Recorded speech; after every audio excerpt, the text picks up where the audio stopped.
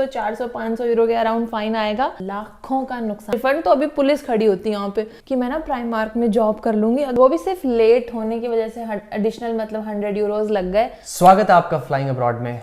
तो जैसे कि आपको पता ही होगा, जर्मनी है रूल्स का देश और इंसान है गलतियों का पुतला।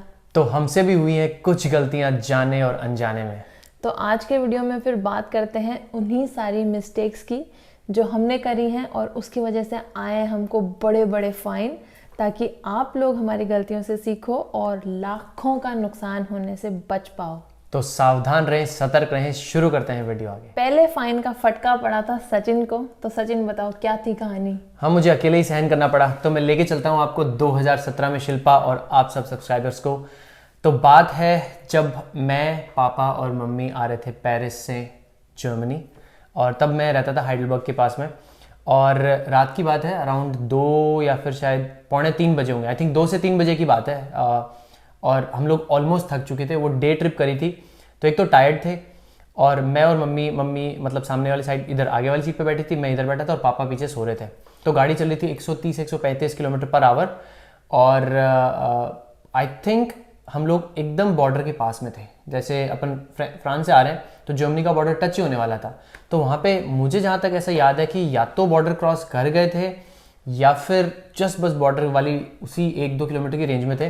तो गाड़ियाँ ना अचानक से तेज चलने लगी। जैसे जर्मनी में नो स्पीड लिमिट के बहुत सारे हाईवेज के ऊपर पैचेस आपको बड़े बड़े मिलते हैं 100-100 किलोमीटर के। तो अचानक से सब तेज चलने लगे। देन आई वाज लाइक यार, लगता है आ गया जर्मनी। अब रात में दिखा नहीं कहाँ पे क्या आगे निकल गया। देन आई वाज लाइक हो गया होगा शुरू। बट वो शायद मेरी गलत फहमी थी, कोई 3-4 गाड़ियाँ होंगी वो एक साथ तेज निकल गई होंगी। तो मैंने भी थोड़ी सी स्पीड बढ़ा दी। 120 पे चल रहा था मैं 130-132 कर ली फिर मैंने। और विद इन फ्यू सेकेंड्स एक रोशनी चमकी कहीं से, और मैं और मेरी मम्मी ने एक दूसरे की तरफ ऐसे समझने की कोशिश करी कि ये रोशनी कहाँ से आई अचानक से। और मेरी मम्मी उस लाइक कि नहीं, ऊपर से वो कुछ वो नहीं होता है, फ्लाईओवर टाइप का था। हाँ। और उसमें से कोई जो स्ट्रीट लाइट नहीं होती उसकी लाइट गिर गई होगी। हाँ। लेकिन मेरा दिल कुछ और ही कह रहा था। आई वाज लाइक नहीं, ये कोई लाइट और है कि कुछ तो हुआ है। तो कट टू शॉर्ट, हुआ ये कि उस दिन कोई फ्लैश आया, दिखा कहाँ से नहीं आया वो मुझे नहीं पता। और 120 की जोन में गाड़ी थी, शायद 130 या 135 के बीच में, आई डोंट रिमेंबर एग्जैक्टली, शायद 134 ऐसा कुछ होगा।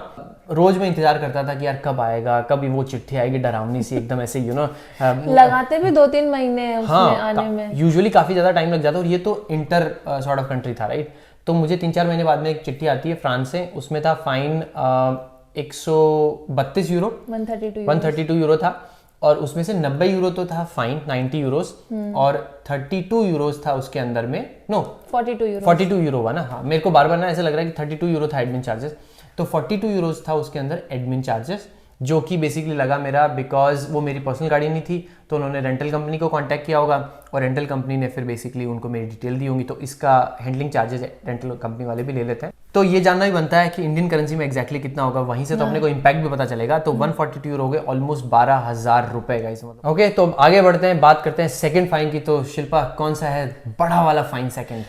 तो गाइज फिर मैं बताती हूँ, क्योंकि ये था मेरा एक्सपीरियंस मतलब बड़े फाइन के साथ में। तो ये बात है 2018 की, अगस्त एंड में मैं आई ही थी जर्मनी, और उसके बाद में अक्टूबर में, जैसे अक्टूबर फेस्ट होता है वैसे ही स्टुटगार्ट में था वाजन फेस्ट। तो सचिन मुझे वहाँ लेके गए, चलो तुम्हें जर्मनी का सबसे बड़ा मेला दिखा के लाता।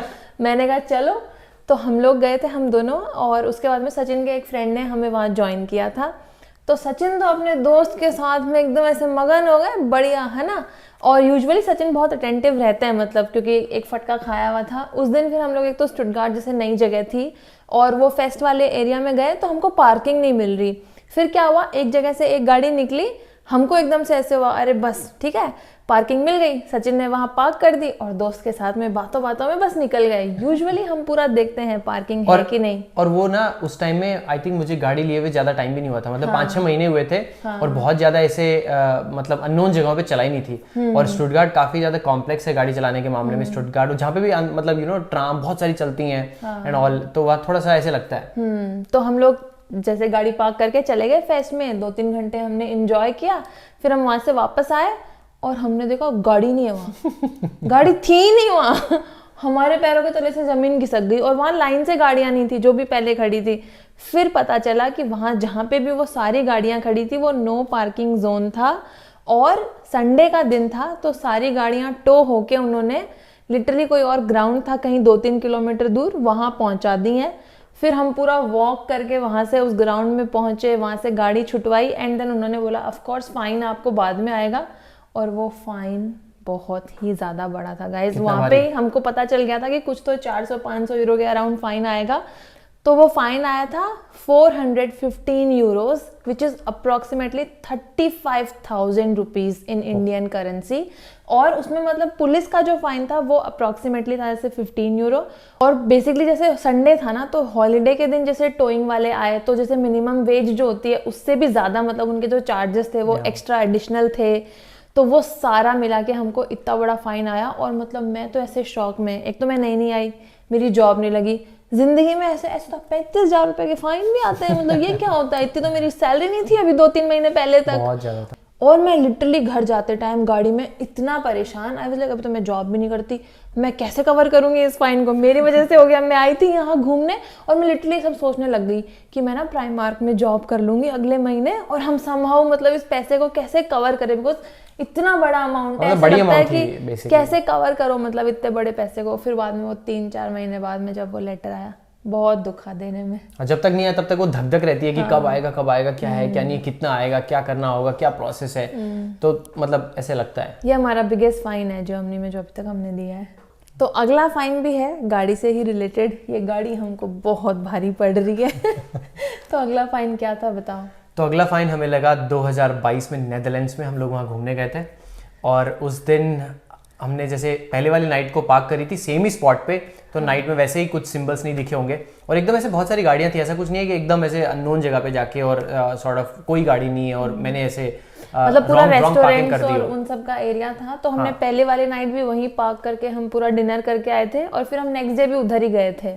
तो नेक्स्ट डे जब सुबह गए तो एकदम ऐसे ब्राइट लाइट में मुझे थोड़ा सा ऐसे ना गट फीलिंग आती है आपको कि ये कुछ तो गड़बड़ है, दया वाला सा फील आई भी। तो आई वाज लाइक यार कल ही रात में सेम स्पॉट पे सेम पार्किंग पे पार्क करी है और बाजू में 3 गाड़ियां 4 गाड़ियां और खड़ी और बीच में एक स्पॉट, ऐसा भी नहीं है अननोन सा है। तो मैंने वहां जाके पार्क कर दी और फिर आके देखते हैं जब खाना वाना खा के आए, एक चिट्ठी पड़ी है बाहर जो डैशबोर्ड पे नहीं होता, अपने चिट्ठी लगा जाते हैं, वो लगा के चला गया और लगा कि फाइन है। तो फिर उसको जब पढ़ा तो पता चला कि वो जो पार्किंग थी वो ओनली लोकल रेजिडेंट्स के लिए थी और जो उस एरिया में रह रहे हैं मतलब वही लोग पार्क कर सकते हैं, कोई भी टूरिस्ट कोई भी बाहर वाला नहीं कर सकता। स्पेशली नीदरलैंड्स की गाड़ी होनी चाहिए और वो भी उसी ही कॉलोनी के रहने वाले। तो बेसिकली फाइन लग गया। और वो कितने का फाइन आया था फाइन? वो फाइन फर्स्ट लेटर आना था 80 यूरो का, लेकिन हम घर शिफ्ट कर रहे थे तो उसकी वजह से वो लेटर कहीं ना कहीं शायद हम तक पहुंच नहीं पाया। तो लेट फीस का चार्ज लगा 100 यूरो और 180 यूरोस का फाइन बैठा। अब वो भी ऑलमोस्ट 10-15 हज़ार रुपए हो गए और वो भी सिर्फ लेट होने की वजह से एडिशनल मतलब 100 यूरोस लग गए। तो ये फाइन तो बड़ा था, बट ऐसा ही सेम छोटा फाइन हमको आया था मेत्सिंगन में भी, आउटलेट सिटी है। तो हम लोग जैसे इंडिया जाने वाले थे उसके पहले हम लोग गए थे वहाँ शॉपिंग करने, और शॉपिंग की एक्साइटमेंट किसको नहीं रहती तो वहाँ पे भी अगेन जैसे यूजुअली हम 2-3 बार पहले भी गए थे और हमेशा हम जैसे वो स्ट्रीट्स में पार्किंग करते थे वहाँ से आउटलेट सिटी से थोड़ा पहले। उस दिन वो स्ट्रीट्स में हमको नहीं मिली तो हमने सोचा एक थोड़ी सी साइड की एक स्ट्रीट थी वहाँ कर देते हैं।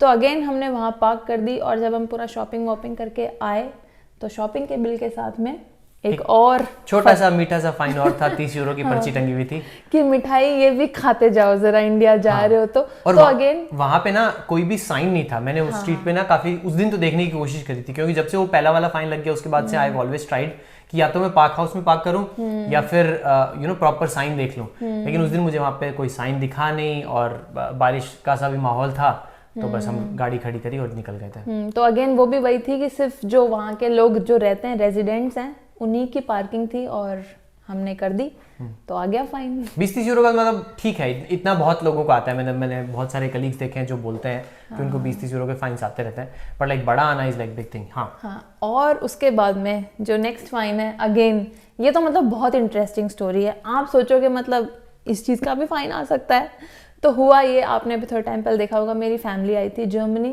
तो जैसे यूजुअली जब आप आते हो यूरोप वगैरह या कोई भी आई थिंक कोई भी कंट्री घूमने जाते हो तो ये रूल होता होगा कि अगर आप जैसे शॉपिंग वगैरह करते हो तो उस पर आप एक अमाउंट देते हो जो टैक्स होता है ना।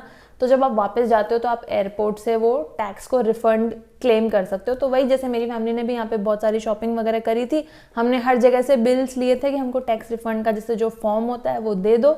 तो वो जब एयरपोर्ट जा रहे थे उन्होंने वो काउंटर पे गए, वहाँ पे उन्होंने बोला ये लो जी हमारे सारे बिल्स हैं, हमने ये शॉपिंग करी है, तो जो भी इनका टैक्स रिफंड का अमाउंट बनता है वो आप हमें दे दो।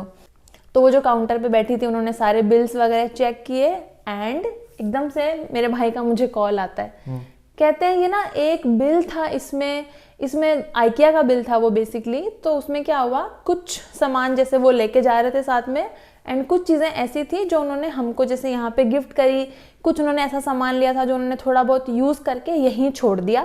तो वो उन्होंने शॉपिंग करी ना, तो उन्होंने बेसिकली 2 सॉर्ट ऑफ कैटेगरी में बिल्स को डिवाइड रखा, टैक्स जो क्लेम कर रहे थे। तो एक पार्ट का उन्होंने दे दिया उनका, उन्होंने बोला हाँ जी भाई सब ठीक है, इसका आपको मिल जाएगा। फिर उन्होंने एंड में ये पूछा, आइकिया का बिल पे ना उनको लग भी रहा था कि क्या पता दें या नहीं दें, तो उन्होंने उनको जस्ट पूछा कि हमारे पास ना आइकिया का बिल है, इसके कुछ सामान हमारे पास अभी नहीं है और कुछ सामान हमारे पास है, वो आप चाहो तो देख सकते हो। तो इतना पूछने पे ही, बिकॉज उनके पास कुछ सामान नहीं थे, इन्होंने पूछा कि भाई हमें क्लेम कर सकते हैं क्या, इसका रिफंड मिल सकता है क्या, और बस फिर बस उसके बाद में वो ऑफिसर बोली कि नहीं तुमने ये प्रोड्यूस ही कैसे किया। तो पंगा ये हुआ कि अगर आप पहले तो फर्स्ट है कि आपको अपना खुद का रिसर्च करके जाना है कि ये बिल मैं क्लेम कर भी सकता हूँ कि नहीं कर सकता हूँ, और फिर आपको ये पता चलना चाहिए कि मुझे बिल करना है नहीं करना है। और अगर आपको ऑलरेडी पता चल गया है कि भले ये बिल में अब मेरे पास आइटम नहीं है तो मुझे प्रोड्यूस ही नहीं करना है, यू नो, तो अगर आपने प्रोड्यूस भी कर दिया तो उसको उन्होंने सॉर्ट ऑफ मान लिया कि ये तुमने गलती कर दी और इसका अब तुम्हें फाइन लगेगा। तो मतलब इन जनरल जो अपना नॉर्मल ह्यूमन बीइंग का नेचर है कि भाई अपन एक ऑफिसर जो भी सामने है उसको पूछ तो सकते हैं ना कि सर मैं ये मेरे पास एक बिल है और इसका क्लेम कर सकता हूँ कि अगर है तो मुझे दे दो रिफंड।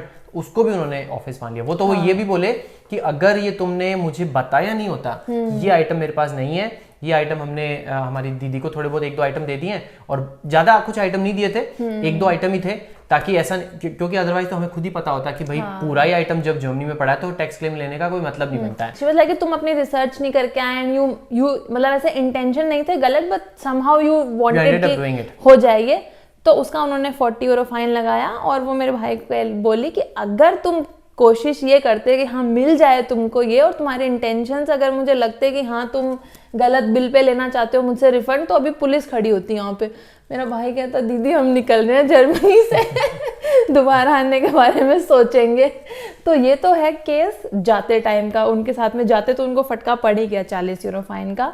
आते आते से भी उनके साथ में मतलब ये था कि बच गए थे वो, बट मैं आपको बता देती हूँ। ऐसा हुआ कि एयरपोर्ट पे जब आप फ्रैंकफर्ट एयरपोर्ट पे पिक करने जाते हो तो अराउंड आई थिंक 10 मिनट्स की आपको फ्री पार्किंग मिलती है, जिसमें आप बस ऐसे पैसेज में जाते हो, बंदा आपके साथ में बैठेंगे और वो निकल जाओगे। तो उस 10 मिनट में हड़बड़ी थी, तो बेसिकली हम लोगों ने भागा भागी में उनको जल्दी से पिक किया और फिर हम गाड़ी में बैठ गए और बस उसको एग्जिट करने वाले थे।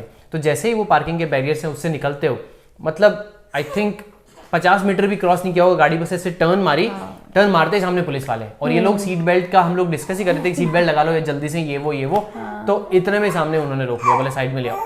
आई वाज लाइक हमने तो कोई गलती भी नहीं करी है, पार्किंग से भी सही टाइम पे निकल के आ गए। फिर उन्होंने वही सब पूछा कि क्या करना है। मतलब पीछे के 3 लोगों ने सीट बेल्ट नहीं पहना था, तो उन्होंने बोला पर पर्सन 30 यूरो, और मेरे घर वाले ऐसे अभी तो जर्मनी मतलब पहुंचे ही हैं और 90 यूरो मतलब ऐसे प्रसाद चढ़ाना पड़ेगा।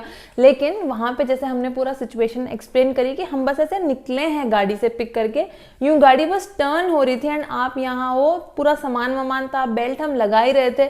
फिर उस टाइम पे मैं प्रेग्नेंट थी, तो हमने ये भी एक्सप्लेन किया कि जैसे मैं भी प्रेग्नेंट हूँ तो यू नो थोड़ा टाइम लग रहा था एडजस्ट वगैरह होने में, मुझे भी थोड़ी सी प्रॉब्लम होने लग गई थी।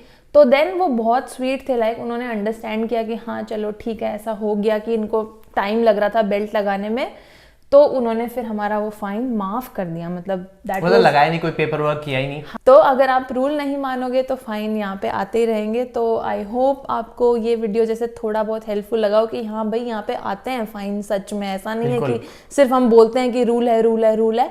और बाकी हमने एक पूरा वीडियो बनाया हुआ है हमारे चैनल पे, things not to do in Germany, उसको मैं यहाँ पे लिंक लगा दूंगी और बाकी डिस्क्रिप्शन बॉक्स में भी उसका लिंक लगा दूंगी। तो आप वो वीडियो भी चेक करो ताकि आपको पता रहे कि आपको जर्मनी में क्या क्या बिल्कुल नहीं करना है। मतलब कुछ कुछ चीज़ें ऐसी हैं जिसकी वजह से आप जेल भी जा सकते हो, सो आपको ध्यान रखना चाहिए फिर उन चीज़ों का। और बाकी आई होप ये वीडियो आपको अच्छा लगा हो। So thank you so much for watching, bye and take care.